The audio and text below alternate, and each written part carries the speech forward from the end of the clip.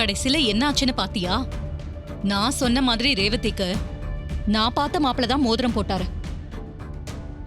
பரவாயில்லையே, காரியத்துல தோத்து போனாலும் ஸ்மைல் பண்றியே. மேலோட்டமா பார்த்து எதையும் நம்பிராதீங்க. என்ன சொல்ற?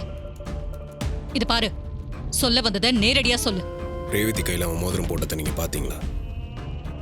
இல்ல. மோதிரம் மாத்து போகும்போது பவர் கட் ஆச்சு. அது ஏன் யோசிச்சிங்களா? இல்ல இல்ல, நீ என்ன குழப்பி டென்ஷன் பண்ண பாக்குற. நான் பார்த்த மாப்பிள்ள மோதிரம் போட்டத இல்லன்னு சொல்றதுக்கு நீ பிளான் பண்ற. இது என்ன மோதிரம் தெரியுதா? இந்த மோதிரம் உன்னோட கையில எப்படி வந்துச்சு? ஓ, நான் பார்த்த மாப்பிள்ளைக்கு மோதிரம் வாங்கின கடையிலேயே நீயும் அதே மாதிரி ஒரு மோதிரத்தை வாங்கி போட்டுக்கிட்டா நான் நம்பிடுவேனா? உங்க டைமிங் எல்லாம் அடிச்சுக்கவே முடியாது அத்தை. ரேவதி மோதிரத்தை என் கையில தான் போட்டான். ரேவதி உனக்கு மோதிரம் போட்டாளா? இருக்காது. நீ சொல்றது பொய்யன்னு எனக்கு தெரியும். இரு, நான் மாப்பிள்ளை கிட்ட போய் கேட்டுட்டு வரேன். மாப்பிள்ள, மாப்பிள்ள, இங்க வாங்க.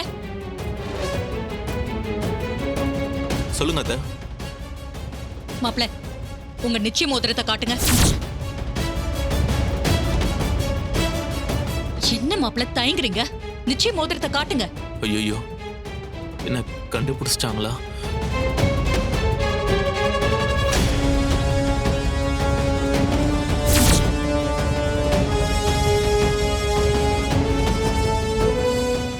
ரேவதி போட்ட நிச்சய மோதிரம் எங்க? கரண்ட் போனப்போ என்னை யாரோ இழுத்து பிடிச்சு வாயை பொத்திட்டாங்க. என்னோட கையை பிடிச்சுக்கிட்டாங்க. எல்லாம் கொஞ்ச நேரம் தான். அதுக்குள்ள ரேவதி கையில எப்படியோ மோதிரத்தை போட்டாங்க. ரேவதியும் என் கையில மோதிரம் போடவே இல்லை. இது அப்பவே சொல்லிருக்கலாம்ல மாப்பிள்ள. இல்ல அத்தை, எல்லாரும் முன்னாடியும் நான் ரேவதி மோதிரம் மாத்தலன்னு தெரிஞ்சா ரொம்ப அசிங்கமாயிரும். எனக்கு மட்டும் இல்ல, ரேவதிக்கும். பர்டிகுலரா உங்களுக்கும் அது அவமானம் இல்லையா? அதனாலதான் யாரும் தப்பா எடுத்துக்க கூடாதுன்னு நான் அமைதியாவே இருந்துட்டேன்.